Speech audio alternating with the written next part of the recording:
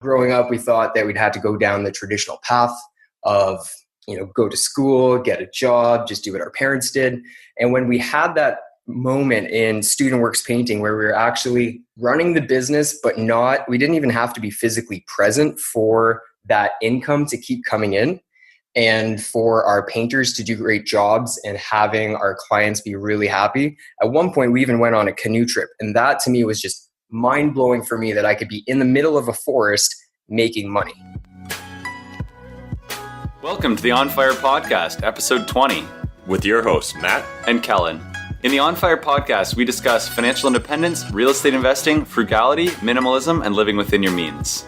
One of the things that's been kind of on our minds recently is the end of the year is wrapping up. 2019 goals are kind of upon all of us. And so one of our goals for 2019 is to get you guys to leave us a review if you haven't done that already. So feel free to do that, but otherwise get to that goal setting. Today's guests were Matt and Cassidy. These guys are true entrepreneurs. They're a young power couple that invest in real estate, they host events, and they're always exploring new business opportunities. There's something that's just very inspiring about these two. I love their energy. Every time I'm in their presence, I just find myself getting excited, amped up, and thinking more creatively and about more opportunities and ideas. I definitely found that to be the case in this interview as well. So yeah, without further ado, let's dive into the episode. All right, so welcome to the show, Matt and Cassidy. Hey, thanks. Great to be here, and we really appreciate you having us. Awesome. So we'll dive into this more later, but the last year has been pretty eventful for you guys. Do you mind just kind of giving us a synopsis of what you've been up to in 2018 and a little bit earlier? Yeah, definitely. So at the beginning of the year, we decided to go on a 3-month trip to India. We had a blast there at one of our friends' weddings. And from there, we decided to keep traveling, went up to the Himalayas. We had just a really great time with a lot of fantastic people. And we came back. That was actually the time that we met both of you at your event there, Matt, at OREC. And ever since then, just the people that we've been meeting, it seems like there's a lot of those coincidences that just keep happening. And our life is completely different from where it was just a year ago. And it all happens through meeting the right people. Yeah, we decided at the beginning of the year that 2018 was going to be an epic year. So It has been. That's awesome. So, I mean, you guys have been traveling and all that stuff. How did you get to that point? So if we went back to the roots, what was something like, where did you first discover the idea of financial independence? Sure. So it really went back to in university. So Matt and I, just to give you background on us, we met in high school and we started dating when we were 16, 9 years ago now. Yeah. So I met on the high school bus. And oh my God. And then we went away to university together at University of Guelph. And there, Matt actually got the opportunity to work with a student painting company to run his own student painting business over the first summer. Yeah, so I was in calculus class one day and somebody just shows up at the front of the room and says, "Hey, everybody, how would you like to have an awesome summer job this summer? You'll learn how to market, how to sell, how to run your own business, and hey, you might even make $15,000 bucks." And back then, that was just music to my ears. I was like, that sounds really exciting. It's something new. Can make, it's potential to make lots of money. And it was also a challenge because, when you run your own business, there's no sure thing. So what we did is we just went full force into it. And yeah, Cass and I that year, we worked really hard. We had some really great people helping us out and ended up running one of the largest painting companies in Canada through Student Works Painting. And it was at that point that we discovered that there was an alternative. So, growing up, we thought that we'd have to go down the traditional path of, go to school, get a job, just do what our parents did. And when we had that moment in Student Works Painting where we were actually running the business, but we didn't even have to be physically present for that income to keep coming in and for our painters to do great jobs and having our clients be really happy. At one point, we even went on a canoe trip. And that to me was just mind-blowing for me that I could be in the middle of a forest making money. And that turned us on to business. So the next semester was a very hard one, knowing that was out there.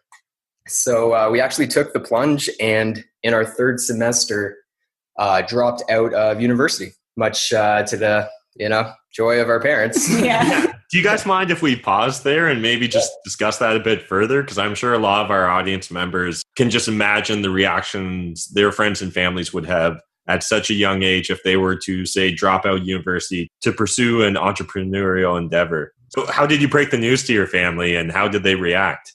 Well, it's a little different situation with my family and with Matt's family. Because I'm the oldest, she's the youngest. So. Yeah, I'm the youngest of 4 siblings, and my older siblings have all done interesting and very different things.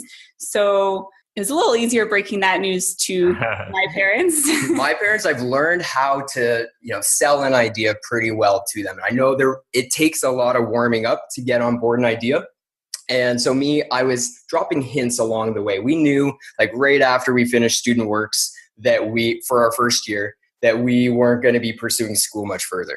So I started just dropping little hints like, I might be thinking about taking a bit of time off school. This business thing went really well. I'd love to do it full time next year. And from there, I just got a little more and more serious. And that was kind of the approach I took with them too when they were our first investors on our property. So I did a very similar kind of thing. I know they need a bit of warming up to ideas, but once they saw what we were able to do and just, the kind of lifestyle that we're now bringing into focus, they're finally getting behind that idea. And it was kind of like, we had an alternative. It wasn't like we were giving up on school. We actually really enjoyed school for the most part. I mean, we both love to learn and we both were really good students, but we just didn't see the direction that was taking us being the one we wanted to take. So we showed them the alternative, like we want to get into business. Look, we've had some success in business. And we also made it a temporary thing. Like we're just going to take some time off, which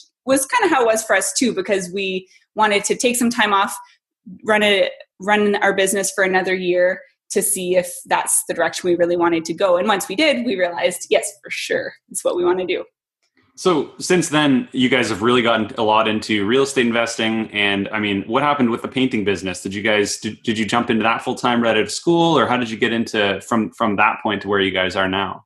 Yeah, so in our second year, we went full-time with the painting business. And at that point, I just read The 4-Hour Workweek by Tim Ferriss. And I decided, hey, I want that to be my textbook for how I'm going to run my business this year. So I actually set it up in kind of a unique way. We've done Student Works painting 3 times, and each time came back with a different intention for the business. So for the second year, it was all about automating that business. Yeah, see how if we can be away from the city and still have our business running. So in August of that year is actually our first stab at being nomadic. We left our apartment in August while our painting business was still running full scale, and we packed everything in a backpack and did kind of an Ontario tour, went to a few music festivals, did some camping, and all the while we were managing our business from a distance, and it all worked out. Yeah.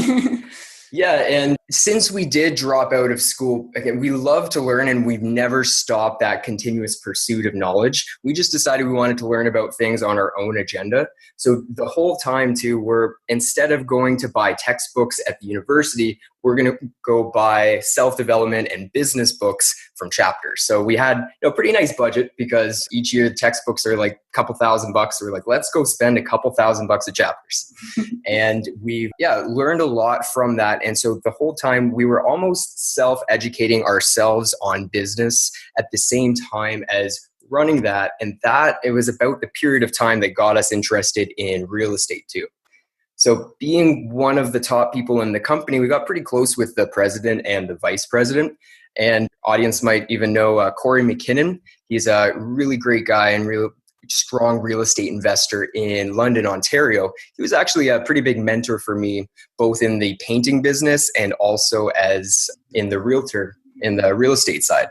So it was really big motivation for me seeing that when he was in his mid-30s, he actually retired from Student Works Painting as the vice president. It was, I went up to him, talked to him, and he said, I really just want to spend more time with my family. My wife's about to have our first kid. And he just wanted to really just be there for his family. That was a huge eye opener for me because I never knew anybody personally that retired so young. And when I asked him a little more about it, he said, check out real estate. He, at that point, I think owned 11 properties, and he's got a bunch more now. And he was teaching me, or basically giving me the materials that I needed to go forward with real estate. So it started with Rich Dad, Poor Dad. He said, go to the seminars. And so it was around our second year of second year of Student Works Painting that we decided to really give real estate a chance. Yeah, so we did end up doing some Rich Dad seminars. Yeah, we actually spent the majority of our profits from our painting business on the real estate. So we knew we were all in. I'm looking back, I can't say that the information necessarily was worth the $15,000, but the environment and the people that we met there, and also just the motivation to really apply this knowledge, I'd say was really invaluable. So at the time, it was a very scary thing to do, because I had never had that $15,000 in my life before, and then we're spending it all on these courses. So we just we realized this was something that was important for us, and we kind of went all in, so to say. Let's talk about that a little more, because we've heard both sides of things. Sometimes people take these courses and they're like, that was a huge waste of money, and sometimes they're like, that was amazing. And what do you think it is that, first of all, would you recommend other people do this? And are you guys still doing this yourselves? Well, so at the time we were 18 or maybe 19 when we did the Rich Dad seminars. So we were like, we had 1 year experience in our painting business. We didn't know anything about real estate. And we also didn't know any real estate investors. Like, we didn't know anyone except for Corey McKinnon. We didn't know anyone else who actually invested in real estate. So no one in our family or friends. So for us, I think it was really valuable, because it just expanded our mind to what was possible. And it taught us, like, at the time, we didn't have money to invest in real estate. So we learned about how to use other people's money, right? How to do joint ventures, how to do wholesaling, all those different things.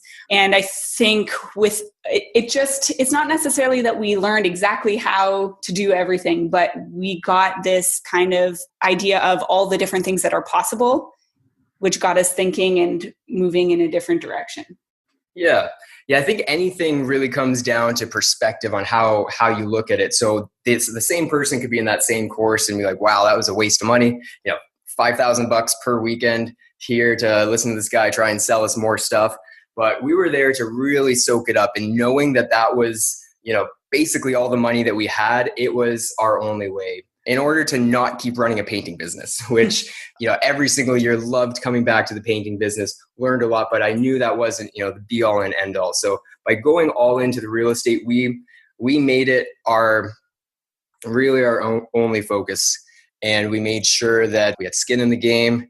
And the people now that we're starting to reconnect with, it's really cool, actually. Even at OREC, at the events, we've found some people that we've went to our first Rich Dad, Poor Dad seminar with. And it's really cool to kind of look back and see where everybody's come in those past 6 years.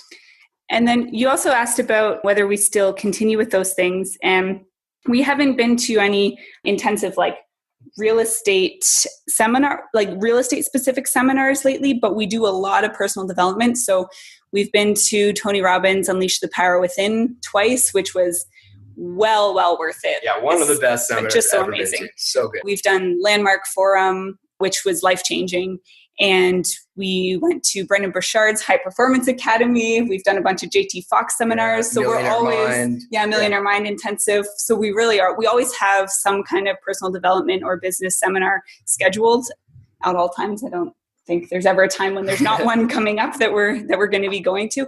And that has, every time I get just another level, another shift in mindset, more great connections, just more inspiration to look at things bigger, right? To think big. So it's always so worth it.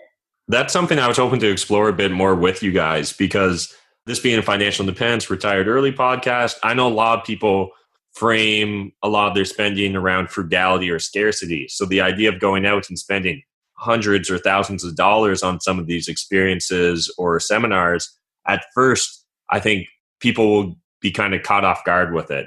And I know my thought process on it's evolved a lot over the last couple of years myself. So I'd love to know, how do you guys decide which events are right for you? And then how do you try and make sure you get the most value from those events when you're actually attending? And I'll add one other thing.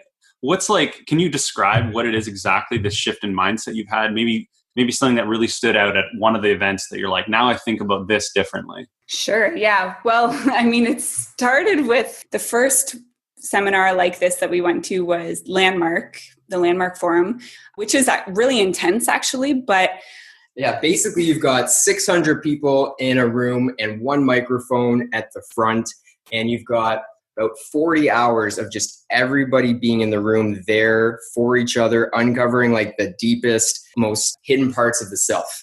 And so it's really intense. Yeah, it was really intense. But it was also extremely life-changing. So what we learned there was just like, that was probably the biggest mindset shift, I would say, of all of the seminars, and kind of got us on the path that we're on now, which was just uncovering the limiting beliefs, or uncovering the subconscious beliefs that really like run our lives, that are behind all of the decisions that we make and all of the actions that we take. Every decision, everything we say, everything we do, all stems from some subconscious belief about ourselves, about how the world is, about life in general. Yeah. So that was extremely powerful to actually uncover some of those things. Like, what am I believing about myself or about life or about the people around me that's affecting the way I show up in the world and the things that I do. So like, just having those tools has helped us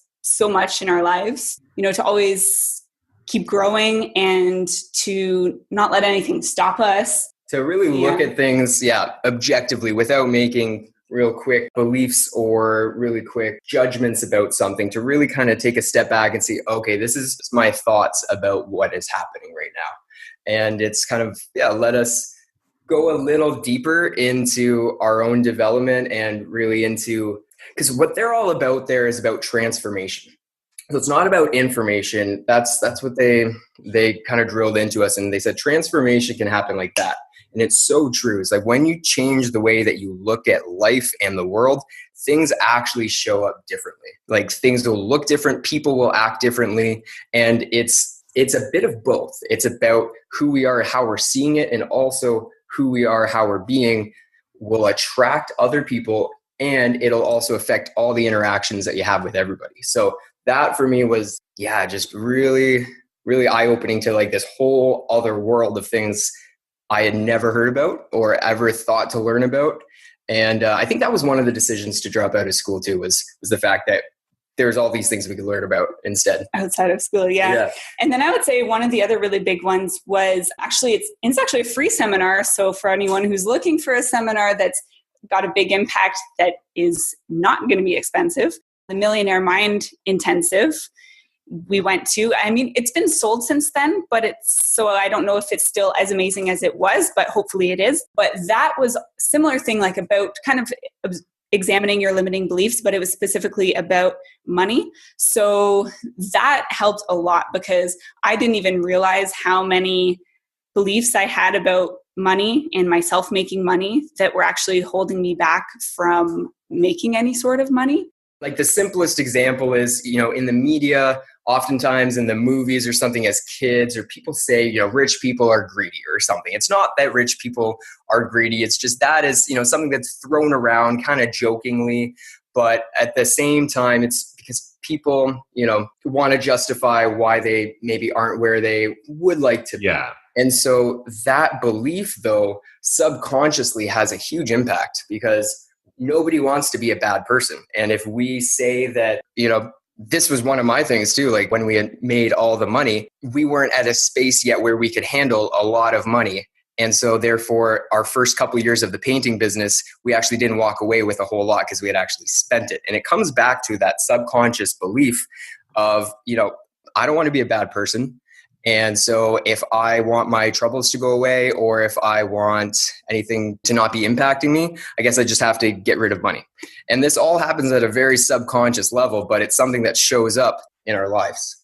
Yeah, I grew up with that a little bit myself. I know we didn't grow up in a very wealthy family. So anyone that had larger amounts of money or anything like that, my family would sometimes turn their nose at them a bit or assume that they're bad people. And I mean, I think it's having that change of mindset is important. You talked about like limiting beliefs, and I think we talk about the idea of like the 5 people you spend most time with.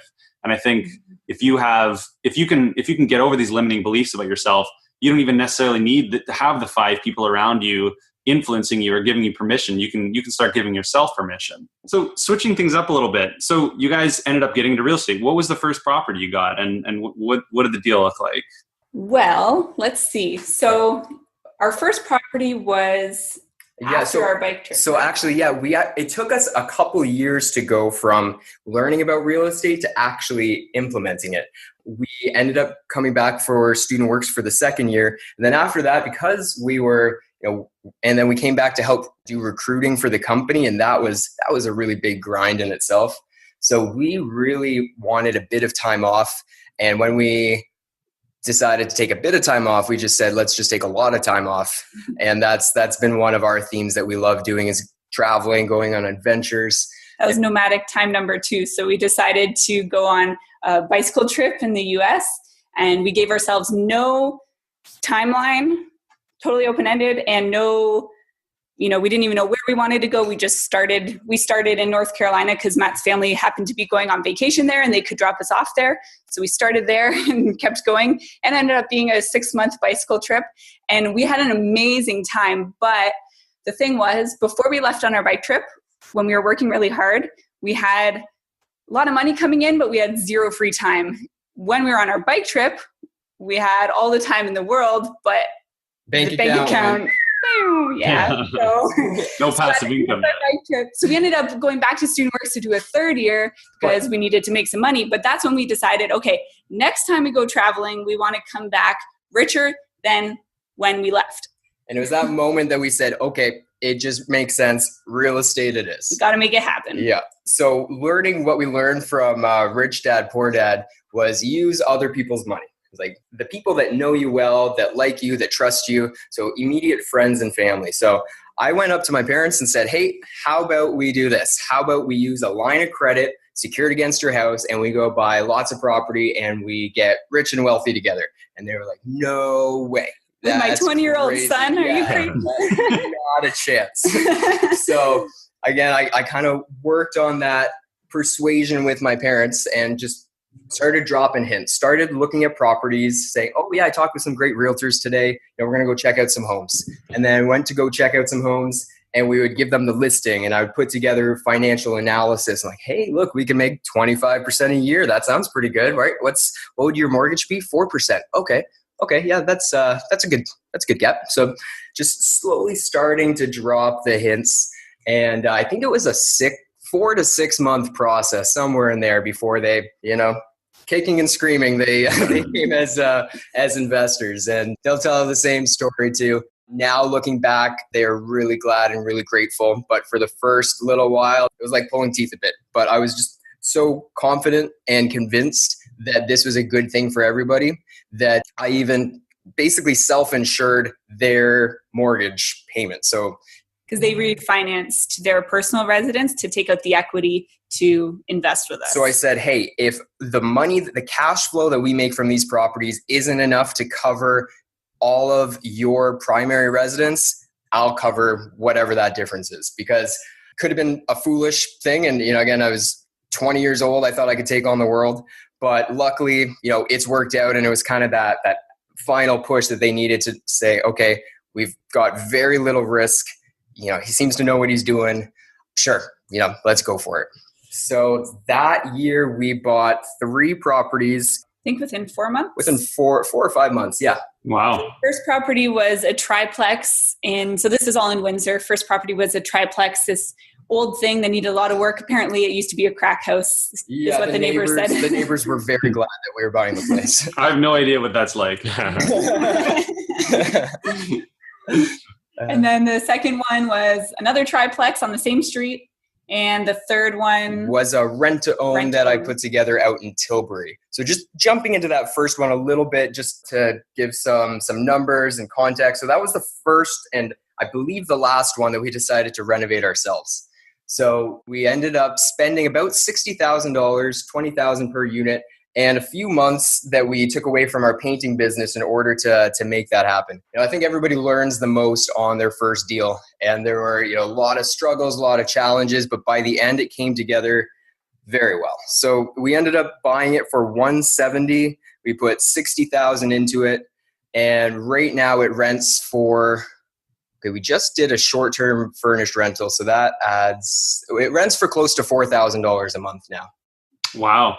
Nice job. That's great. Thanks. I mean, some people might hear these numbers and think, oh, where I am, I can't buy a place for $170,000. But you guys, a lot of the time, a lot of the year now, you're not actually living where your property is, right? You're traveling the world. So at the end of the day, it doesn't necessarily matter where you're buying. I mean, if somebody's living in a place and they can't buy in their city, you could buy somewhere else and manage it remotely, right? Yeah, it's true. At the time when we were buying the properties, we were in Windsor. Well, actually, the reason too that we came to Windsor is we saw what a good real estate market it was, and we ended up moving from Guelph back to Windsor purely because of that. And we, had that belief too that we had to be where we needed to be at first, and so that was the reason we kind of jumped to Windsor. But yeah, now like you're saying, you can completely buy really anywhere in the world.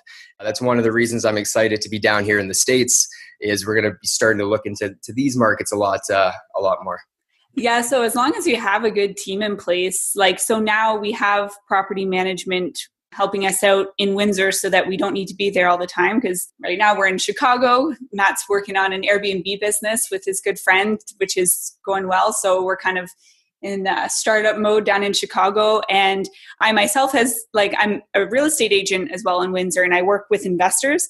And so I've set things up for myself where I can give my clients full service without having to be present. So I've got a team now in Windsor that does all the things that require a physical presence. And then most of the value I'm providing is just, doing kind of analysis and strategy and things I can do on the phone and on the laptop. So we've kind of because we know that we like to travel, we like to move around, we like to try new things. We've set everything up with our real estate and with my work as an agent. We set things up so that we have that flexibility to move around. Because we know that lifestyle is the number one priority. We've got to be enjoying what we're doing, who we're spending time with, because just to have money in the bank, I learned for a year there, I was just grinding, trying to make as much money as I could, and did really well with the painting business, ended up breaking the all-time record and thinking, I'd be super happy and satisfied. Then I realized, oh wait, I let the important things take, back burner to my pursuit of making as much money as I could. And so it was that really kind of taught the lesson, we need to make sure that we're setting things up around the life that we want to live. And so going forward there, now we just, we work, we like to say, we work on our business. We've got the 3 different hats on. We've got our COO, CEO, CFO. Our goal and our value to our business partners, our investors, our clients is that we get to look at it from a high level macro perspective to see what is best for everybody in the long term. And then we build a team around us to help us execute on those strategies and actions. That's really neat. You guys talk a lot about increasing your income. And I think a lot of people in the financial independence community talk a lot about lowering their bottom line and kind of, reducing their expenses so that they can retire at an earlier age. But it's neat how you guys have goals and then you reverse engineer them to afford the lifestyle that you want. Yeah, that is exactly what we do. Actually, we do a lot of reverse engineering. And the thing is, so we do spend a decent amount of money on personal development, on seminars and things. But then on the other hand, it's all about knowing what's important to you and what dollars are going to bring the most amount of satisfaction, right? There's a certain point where more dollars don't bring more satisfaction. And when it comes to spending too, right? It's it doesn't make sense to spend money on things that aren't going to give you satisfaction. For example, when it comes to clothes, I buy most of my clothes secondhand. First of all, because it's cheaper. Second of all, because I think there's way too many clothes on the planet. So might as well buy some that other people don't want anymore. So there's certain things we don't go out a lot. Well, we go out and do fun things, but we don't, have expensive dinners out or things like that. We don't buy a lot of alcohol, we don't go shopping, whatever. So, but we do spend a lot of money on really good groceries. that's a priority for us because our health is really important to us. So we spend our money on good organic food, local produce wherever possible, and personal development. Those are like the two biggest places we spend our money. Yeah, and I think one of the main things too is just having that abundance mindset. And just back to the millionaire mind thing is having positive associations to money, to making money, and to spending money too. So they taught us a really great system that we use now to this day called the money jar system. And so for every single dollar that you make, you split it up into 6 different bank accounts. So you've got your necessities bank account, which typically is about half of your income, where the goal is to get there. Now, most people, us included, started at like 80%. We were spending almost as much money as we were making.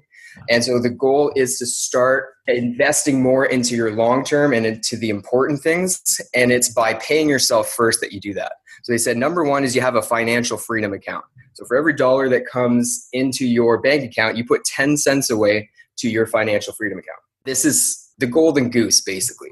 You're going and you're investing it and you're never taking it out, because one day that's going to be enough money that you can go and invest a serious amount into real estate or stocks, or really just build that diversified portfolio.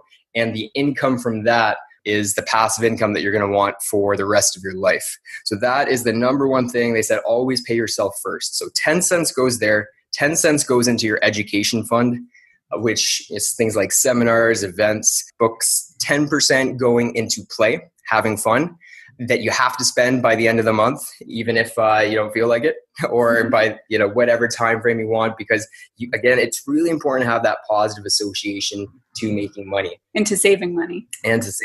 Exactly. 5 to 10% for giving. Everybody that we look up to in the business world always talks about giving back, contribution. And a lot of people do so in a financial way as well as the message that they're sharing. So for people to set aside money to give to others, again, it just has that abundance mindset where subconsciously you're telling yourself, I've got more than enough money, giving it away. And that act of giving to others too is just very rewarding. And that positive feedback loop of just attaching good things to having money. It's like, even if I'm only bringing in $1,000, I'm going to take 50 of those dollars and do something to benefit other people. When you do that from the beginning, like somebody said, what's going to be more difficult, giving away $5 out of 100 or giving away 50,000 out of a million, yeah. Right? So it's to start all those habits at the beginning. So that money jar system's been really useful for us. Yeah, there's 2 more there as well. Oh, yeah. One of them is long-term savings, but for spending. So if you're saving up for a new car, a new house, a wedding in our case. A wedding, yep, and next year. Then and also that's where you go to paying off debt too. So if you do have that long-term debt, and we had a lot of credit card debt, what we ended up doing is putting aside a little bit each month to chip away at that until it's fully paid off. And then there's one other account. It's not coming to me right now, but there's some. I'm pretty sure, yeah. Yeah. I think you probably got them all covered. That really paints a great picture. So of that 10% that you're putting towards future education and reinvesting in yourself, any suggestions for our audience members who are maybe interested by the idea and wanting to dive into it? Any books or seminars or learning products you'd recommend they consider checking out? Yeah, so many. Let me see though. My top personal development in general, I really love Brian Johnson, and he has a podcast called Optimize. He's kind of shifted away from the podcast a little bit to his online community, which is amazing too. But if you go to his podcast and you go back to the early episodes, and you can just explore around his website as well, that's been a great resource for me. So Brian Johnson, he's all about setting up every single day so that you have an amazing life.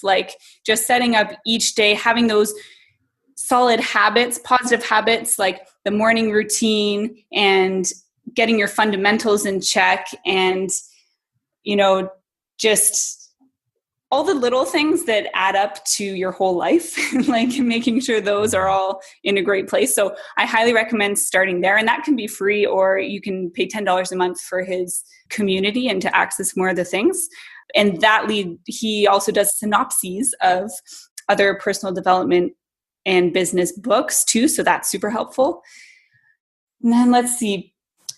Tony Robbins for sure. Yeah. I would say for all the money that we've spent on seminars and events, that is up there at one of the top. We've gone there twice in the last couple of years, and each time we walk away just so fired up, and just, again, that change in perspective, that transformation that happens, the world shows up differently. And it's really cool. We brought a couple friends with us each time, and it's really cool to see the progress that we've all made from each of those events, where we all decided something at that event that was going to change in our lives. And just seeing that, it is, for, dollar value, I'd say one of the best for sure. Yeah. So I think somewhere around $600 or $700 US for 4 full days, like 12, 15-hour days. Yeah. Yeah. And so for audience members that maybe aren't familiar with Tony Robbins, there's an amazing documentary you can check out on Netflix. But do you guys mind maybe just painting a more in-depth picture of what actually experiencing a Tony Robbins event's like? Yeah, sure. So it's kind of like a personal development rock concert / party. It's actually a ton of fun, but you actually also get a lot done. It's really about kind of looking at all areas of your life and looking at what's holding you back in those different areas, and kind of getting a perspective shift, and, as he says, a radical change in your physiology, because when you change your physiology, that changes your emotional state as well, which can then change, how you're showing up. So we'll go from 0 to 100 really quickly. And he trains us all to do that, from going from sitting down, listening to somebody talk for 20 to 30 minutes, to telling everybody to stand up, and then blares the music, and everyone's just jumping. It's a rave at that yeah. point. Like, it's crazy. Which, kind of sounds a little silly, but and it is at first. It is at first. For the first couple hours, everyone's like, "Oh, you want me to dance?" And like, "What are you talking? Hug people? No, I'm okay." But it's such an amazing tool. Like, if I'm feeling like I don't feel like doing anything, or just feeling, when you just feel kind of like in a slump or something, I know that all I have to do is stand up and just make a couple like big changes in my physiology, and all of a sudden I have this rush of energy because I've programmed that into my body. It's like muscle memory now. So that's I know actually very interesting. Turn it on.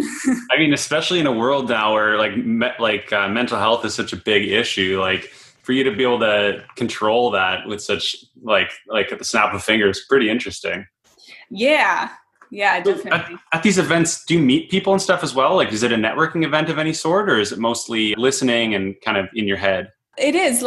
So we met some great people at the last Tony Robbins event. Actually, we met someone from Windsor, which was funny, when we were in Chicago at Tony Robbins. But yeah, some networking. It's mostly, the focus is on yourself and, making some drastic changes in your own life. But about half of it really is interacting with other people. It's sharing to your partner. We got workbooks, and so they'll ask you to write down, what does a meaningful and a powerful life look like for you? And what are the habits that aren't good for you, but you do them anyways? And it's those kind of sharing with your partners. It's, speaking it out loud and putting it kind of on the table that really makes it great for everybody, because then you realize, hey, everybody has issues. Everybody's struggling with stuff. I'm not the only one. And they'll even ask the audience, hey, who here at sometimes, is afraid that they're not good enough or something. They'll just about everybody will put their hand up. Or, who here is, someone that really likes to give back and contribute. And just seeing that everybody at their core is very similar in a lot of ways. We just go about things differently because of our programming, our conditioning, the way that we were raised, and the way that we perceive what happens in the world. Yeah. There is some networking, but it's not your typical kind of networking. Yeah, it's more like you just get really deeply connected to the people sitting all around you, rather than by the end you're hugging and crying and it's, Well, that's really cool. I think like even in my own day-to-day life, I think I've just met people and talked to people and eventually when people open up, everyone's got the things they're struggling with. And I mean, when you're on social media and stuff like that, you don't really think that's what's happening, but everybody's struggling with something. And if they aren't, then they're internalizing it and they just haven't started struggling with it yet. Yeah, that's right. Yeah. So on the networking note, like you guys started up a meetup group called Win City in Windsor. So what kind of sparked the idea behind that?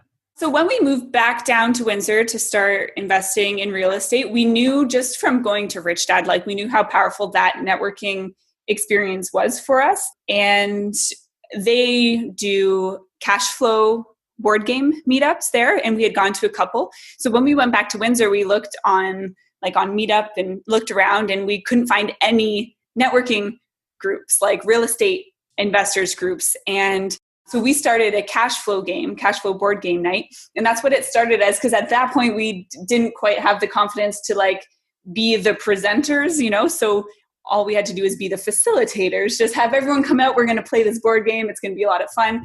And then it kind of just naturally transitioned so we would do it every month. And this started 3 years ago now, every month. And every month it would transition into a little bit more of us talking because people would start asking us questions. And there'd be more and more people coming. More conversations happening. Yeah. So the board game part became a smaller and smaller portion of our meeting. And then we started inviting guest speakers. And now it's mostly about, bringing great speakers to educate the group and about the group connecting with each other and sharing resources. So it's really cool how it's transformed. But that's where most of our deals and opportunities have come from, is that network. Yeah, I think we've seen a lot of that here as well with London on Fire. It's kind of immeasurable, the amount of value that's happening in the exchange that's going on between these people. Like I could name any one person and they've probably met somebody else throughout the meetup or through the group that they're now in business ventures with. And it's a lot of life-changing things happen when all these like-minded people get together. Yeah, and it's a really rewarding thing, like seeing there's some people who have been coming to the meetings from the beginning and seeing them go from having zero experience and hardly any knowledge about real estate to like now having a portfolio of 4 or 5 properties in a couple of years. And, to know that you've had a role in that is a really exciting thing. It's really rewarding. Yeah. And so one question I did want to ask you guys as well, you've mentioned the importance of team a few times and the impact your mentor, Corey, had on you guys. A question I get all the time from my audience is, how do you start that relationship? How do you find a mentor? So do you guys have any tips or tricks for audience members on how to approach finding a mentor or how to initiate that relationship? Sure. Yeah. So, I think number one, the most important thing before you start looking for a mentor is to know that you want to make sure you're learning from someone who has the kind of life that you want. So there's other people that I've seen that have had quite a bit of success doing things like real estate investing. But if I look at their life overall, I'm like, you know what, that's not the kind of lifestyle I want to have. So it's really important to find someone that has the all around life that you're looking for. And yeah, it might take a couple people to really fill that in, because you don't want to be the exact same as your mentor in every single way. So you start looking for people in other areas too that you just want to be around. And the more you hang around people that are up to some amazing things, like you said, Kellen, you are really close to the 5 people that you hang around with a lot. That kind of shapes who you become. So for us, it was, just knowing what we wanted, knowing really why we wanted it, and then just expressing that to somebody that has had success. Like, hey, we really do admire what you've managed to do. I'm, a student, always a student, and would just really love any advice or tips or anything that you think could, help me start taking those first steps. And it's about developing a relationship, right? Not just finding someone and going up to them and saying like, hey, I want to learn from you. Yeah. It's really about building a relationship first. And, I think it just kind of happens naturally at that point. Like, that you start learning from them. And And then when we started taking a look for paid mentors, like ones that charge a decent amount, for that was mostly through referrals. Yeah. We asked other people that we knew had some coaches. And so for our coach right now, we have someone who is doing a little bit of everything, and it's amazing. He's working on a $1.5 billion deal right now. He's developing condos in Belize. He's running self-storage. He's doing a lot. He runs a chain of restaurants. The pool largest development company. Fiberglass pool company. Like, he's in his mid-50s and he's just kind of seen it all. Yeah, and he's a lot of fun. He's really just all about, giving back to other people as well. He doesn't charge nearly as much as some of the other people we were looking for. And the only reason we found him was actually, funny enough, Matt, at Orec, we got connected with our friend Ryan. We first met him there and we started talking with him a little more, and we knew he had a coach, and we asked him, hey, we want a coach. Would you recommend your guy? And he said, no, actually, I found somebody that's even better. Go check this guy out. I've heard great things. Haven't used him yet. But we ended up sitting down for coffee, and right away, sometimes you just know, yep, this is right. Whatever it is, it's like just the way they are, the way that you feel around them. And so instantly we knew this is our guy. This is the coach that we want to have. So it was through both networking and referrals that we found not only our coaches, but also that's usually how we find which events we go to as well. I know that was a question you asked Matt a little bit ago. Was mostly through recommendations and then also through coincidences. So just like it was kind of a coincidence, we met Ryan at the event. We were about to leave, and then I saw these guys over in the corner. I was like, I'll just go say hi to them. And it's like one thing led to another. And yeah, now we got an amazing coach. A lot of our life happens through coincidences. Yeah, just about everything. Yeah. Well, I think it's opening yourself up to these opportunities. Exactly. Like there's opportunities everywhere, and it's just recognizing them and taking advantage of them. Yeah, it's so true. And there is something to be said to laser focus. However, there's also something to be said about being able to also stay open. It's like, yeah, being focused when you need to be focused, but then otherwise keeping an open mind and trying new things, exploring new opportunities. And, because sometimes if you're too laser focused and you're just blocking everything else out, then, a lot of really great opportunities pass you by without even realizing. And things almost never go according to plan. So we think things might turn up a certain way, and then life throws at us something completely different. But if you're really committed to that vision and you know what you want to do, you know what you want to give to this world and who you want to be, then everything you do with that theme in the background will push you towards that. And so it doesn't have to be a specific way or tactic or focus, but as long as you're moving forward, you're saying yes to things, you're doing so with values, with principles, and you can't really go wrong. Yeah, it's hard to go wrong in life. I've learned, no matter what, you can bounce back from it. I just really want to build upon that idea of the happenstance. I would say the same thing's very true of my life. But that being said, when you really take the 10,000 foot look at or view of and get some perspective, you realize essentially that you're putting yourself in front of dozens of opportunities every chance you get. And it's just essentially like law of large numbers. One of those is going to turn out to be a great opportunity. Exactly. And that's what something like, networking at OREC is. I'm sure Ryan wasn't the first person you spoke to there. He happened to be one of the last people, right? And so essentially you speak to 10 people or 100 people or 1,000 people, and eventually your network's just going to grow. And from that, your exposure to opportunities just grows exponentially as you grow your network. So I just really wanted to hit that home for the listeners that there's a ton of value in attending, whether it's paid or free networking events. Just put yourself out there.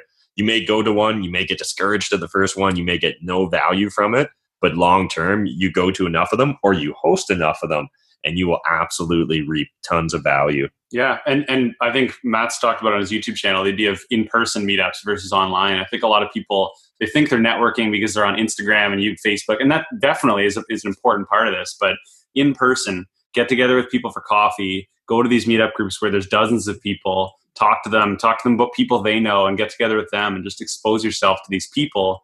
Because these people are going to have opportunities. Maybe they want to work with you, and you'll find people that just naturally work well with you, right? You'll find someone that has a similar personality, and it's like, oh, I want to spend more time with this person. And then you end up with a blurry line of like, are we hanging out as friends or are we working right now? And it makes work a lot more fun. Totally. And along that line, like it's kind of a bit of a tip I would say for people when they're thinking about networking and especially making specific connections with, like, if there's somebody, a group or a person that they specifically want to connect with, just what I've noticed myself when people reach out to me just online, it's great to make that connection. But if we had met in person, you know, like, for example, sometimes people reach out to me and say, hey, if you ever come across any good deals, send them to me because I'm looking to buy something. I've never met this person. And it's great that they reached out. That's a good step. But next time I come across a good deal, they're not going to be the first person I think of. The first person I think of is the person I've sat down and had some good conversations with and who I've kept in regular contact with. So I think a lot of times people think that networking is like meeting as many people as possible, which, yeah, it's good to meet a lot of people, but it's also about what kind of connection do you make? And how deep of a connection did you make with those people? Absolutely. People like to do business with people they like. Yeah. Exactly. It's like this really underrated portion of business. Like, yeah, people don't want to do business with you if they don't enjoy working with you. It can literally come down to just you both like to snowboard, and at the end of the day, that's the person you end up doing business with because you had something in common. You enjoy talking to them. Yeah, for sure. So back to the real estate. So you guys ended up scaling up a little bit since then. You had 3 properties at the time. Where are you guys at right now, and what are some of the strategies that have worked well for you? I know that you're both investors. Cassidy's been like the active agent in the partnership there. And like, how have you guys been managing these things and what's been some of the successes you've had along the way? Sure. So yeah, that first year we got 4 properties. The next year, I believe we got 3 at that time. And that was also the same time that we ran a record-breaking painting business, had 30 employees. And once again, we kind of burnt ourselves out a little bit.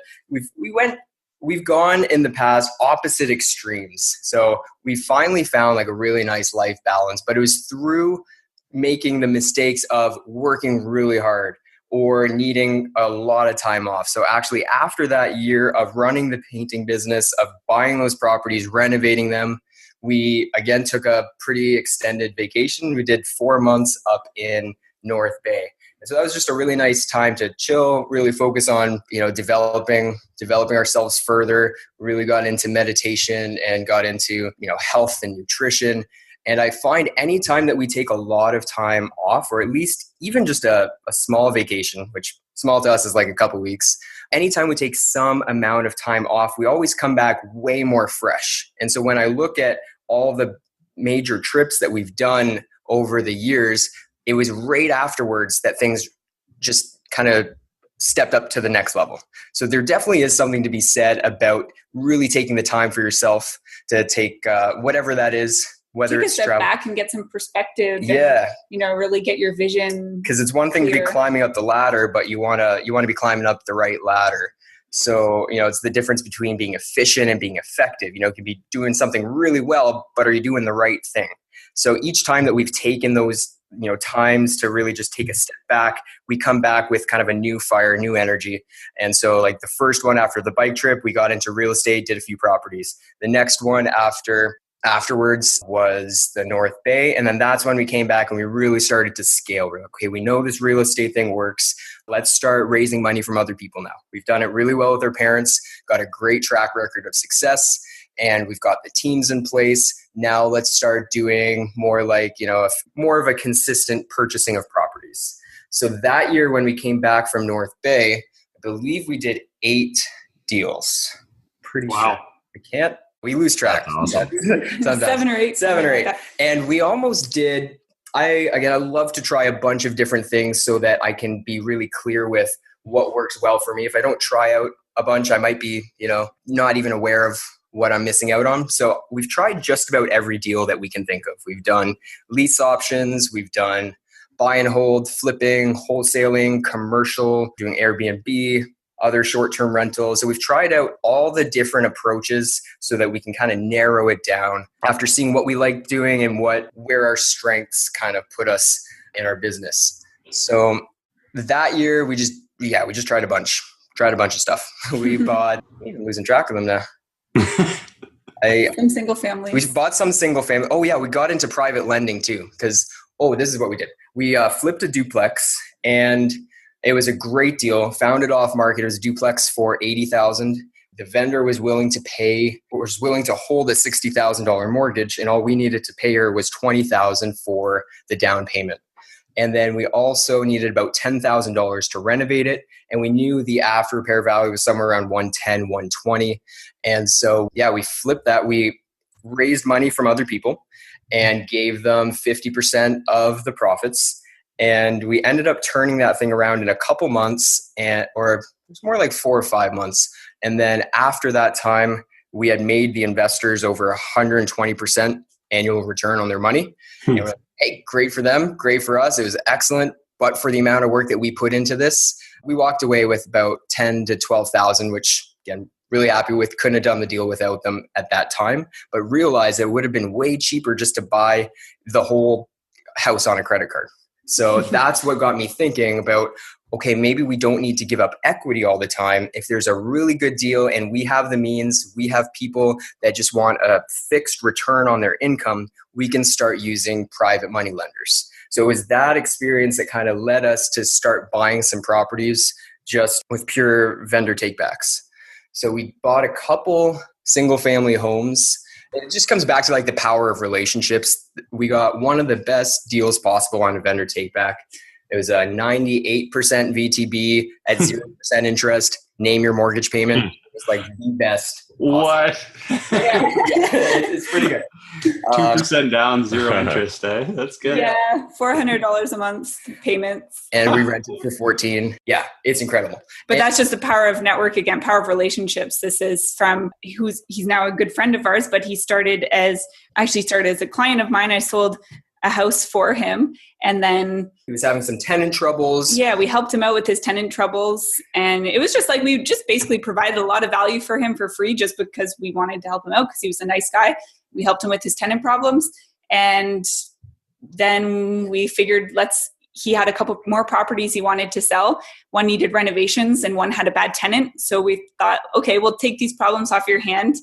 Would you consider holding a mortgage for us? And that's what it turned into. Yeah, it was one of those Tim Hortons negotiations on a scrap piece of paper. I kept it because I still love looking at that. Just, here's the price, here's the monthly payment, here's the down payment. And we'd be going back and forth, scratching them off, having a good time, laughing, joking around at the same time, negotiating for tens of thousands of dollars. By the end of it, we walked away with 2 new properties, and the first ones that we bought completely ourselves. So that was kind of rewarding. Up till then, everything had been joint venture. Yeah, we'd gone on to do a sandwich lease option with him.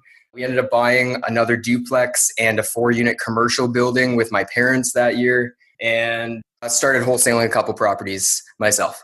Wow, that's a lot of different strategies. And you're talking about like doing these deals at Tim Hortons on a napkin. I think like people might underestimate how candid these negotiations can be especially when you're working with friends, or even if you just develop a good relationship with the person you're buying off of or you're working with. Like these things end up being really candid. You're sitting down, you're just talking, and then you kind of come to an agreement. And usually, in a perfect world, it's always a win-win. You're both happy, and it's not so, I don't know, it's not like the business world you might see on TV or something. Like you're not sitting there with a lawyer and like, signing your life away. You're just talking and finding out what works well for both of you, right? Totally. And to just really try and get an understanding, like, okay, what do you need? Like what's going to work for you? And people are open because why not? Why wouldn't they be, right? They have no reason to not express that to you. So it's the best negotiation. It's like, how can we help you? Great. What do you need to have happen for this deal to make sense? Like, okay, where does that leave us now? Can we make a business deal out of it? If yes, perfect, let's do it. It's in both of our best interests. If not, no biggie. There's always more deals out there. And one of the lessons too we learned, there's always more money out there too. We don't need to partner with anybody that's willing to give us money, because at that point, or now at least at this point, there's a lot of people, and we got to really kind of narrow it down to who do we enjoy working with? Who is it that when we think about them, we're just like, yes, I'm so glad that I'm partnered with this person on these deals, because business partnerships really are kind of like a marriage. And through the good and the bad, you got to be able to really just connect well with each other as human beings. So yeah, absolutely. So before we jump into our Fire 4, where's the next place you guys are planning on traveling? Ooh. Well, good question. So we have our wedding is going to be happening about a year from now.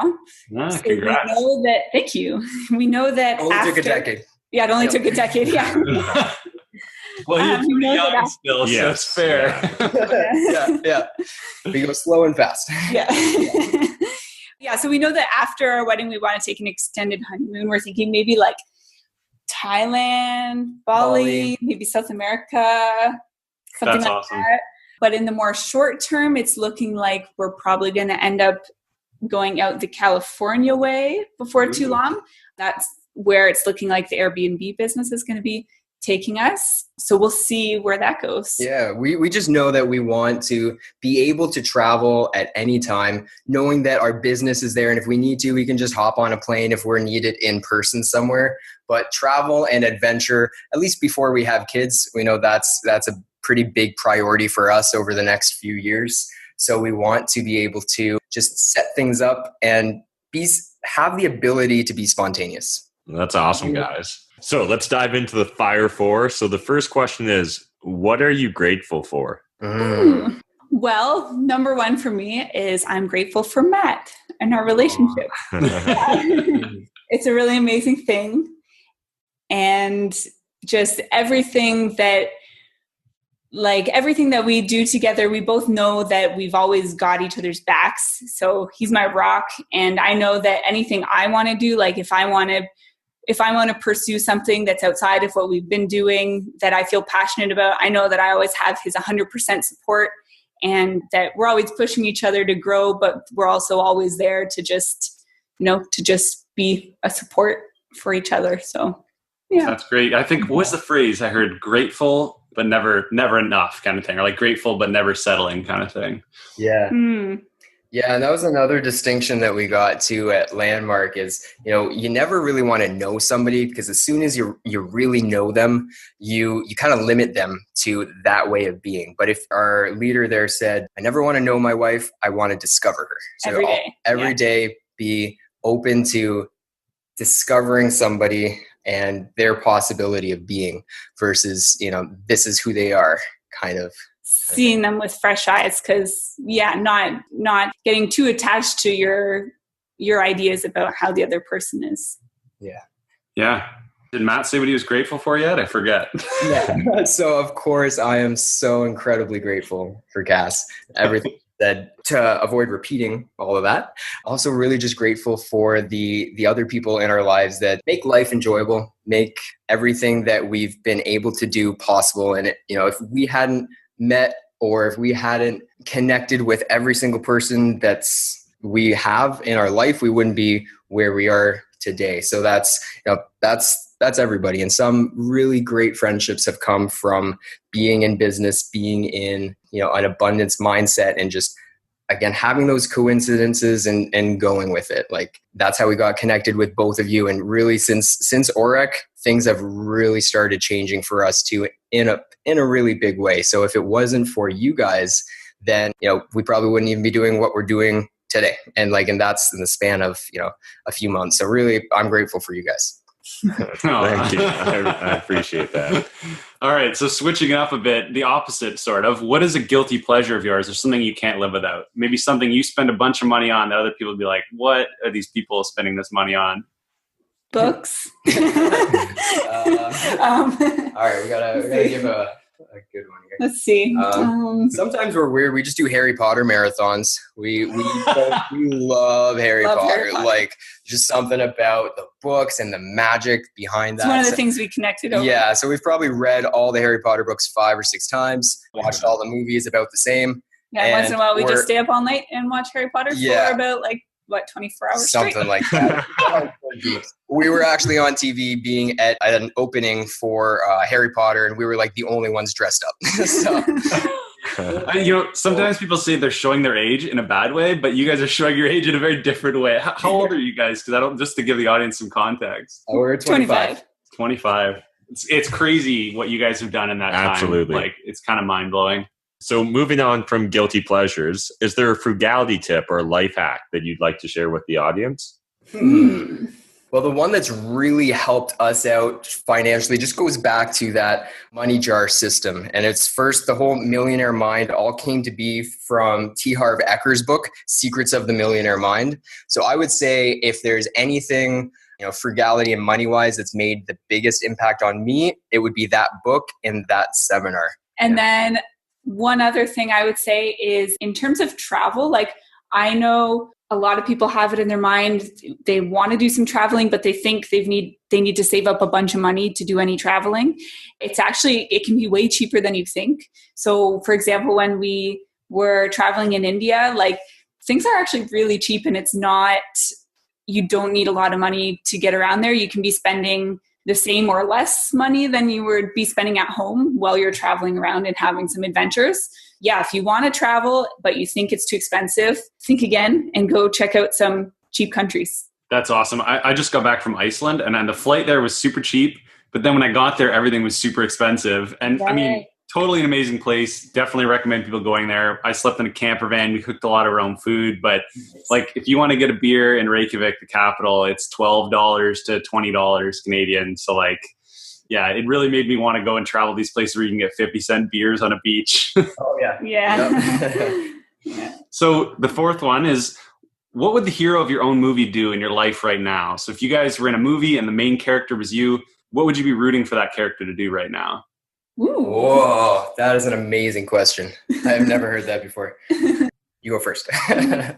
Well. So right now they're asking themselves, what would Harry Potter do? Basically, yeah. Hop on my broomstick. It's hard for me to say, kind of like what I'm doing, I guess. Like I don't ask myself that question, but I ask myself a very similar question on a very regular basis. Like, what does my ideal life look like? Like, what do I really want to be doing? And then I just do it. So yeah, I don't know. That's completely fair. It's the same kind of thing. It's very similar questions. Like, what would my ideal self do in this moment? And trying to ask that question as much as possible. So I would say it's what we're doing, but without all the distractions and negative self-talk, at least for me, that I still have going in there. So it's doing on our path and going faster with more brevity. And maybe living in a treehouse at the same time. Yeah, that'd be cool. Oh, we just want to get an RV at some point. Guys, if you're interested, we're going fractional ownership of an RV at some point.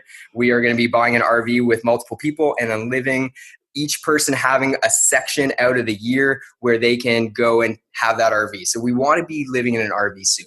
Yes. That's what our success would do. Yeah. I think I'm going to do that too now. I like that. Perfect. All right. We'll hit you up when we figure out this next business here. All right. Well, thank you guys for being on the show. Before we wrap up, we always like to have our guests ask the audience a question. So did you guys have a question you wanted to ask? Well, I like the question Matt just mentioned a minute ago about, it's more of a question to ask yourself, which is, what would my best self do in this situation?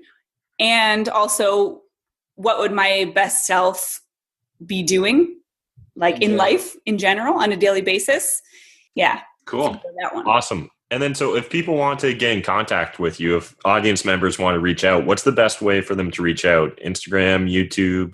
I do have a YouTube channel, thanks to you, Matt. You told me to do it, and I did. Mm-hmm. So you can find me on YouTube. Just search Cassidy Logsdon, Logsdon. And also on Facebook, if you're interested in connecting with the Wind City Investors Club at all, if you're interested in real estate in the Windsor area, you can just search Wind City Investors Club on Facebook and join the group there. And that's probably the best way. Awesome. We'll get you on Instagram someday. I'm there, but I'm not really there. I know you're not really there. Thank you guys so much. Really appreciate you guys joining the podcast. This was an awesome episode. Thank you guys. Thanks so much. That was another great episode. I love Matt and Cassidy, and I love getting to spend time with them. And recently, actually, I got the opportunity to spend more time with them.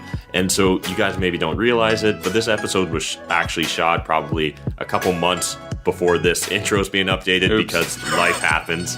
That's why we did that whole episode for you guys earlier that just came out. But in essence, what they're up to now, they've started an Airbnb startup. So it's a business essentially, renting out properties and then re-renting them out on Airbnb. It's obviously more complicated than that, but they found a really unique niche and they're doubling down on it. They actually just got angel financing on it, so they'll be blowing that up massively. And I expect it'll become a home brand name within a couple years. And I'm excited to continue to follow along with them on their journey and just kind of see what the future holds for them. Yeah, there's something that's just really inspiring about these guys. I love how what they do is they set large chunks of time aside for travel, and they just seem to enjoy the journey along the way. They also budget a lot for business and mindset events. And I actually had the pleasure of speaking with them and sitting down with them at V 2018 in Vegas. And they seem to really just have some very genuine goals, both in their business and their personal life. Cassidy, she somehow always manages to do this morning routine, and like so many other successful people, she's really inspired me to do the same, along with another guest, Max, who's going to be on the next episode. And at the time of the recording, he was 19 years old and he had already flipped almost 200 cars while in school.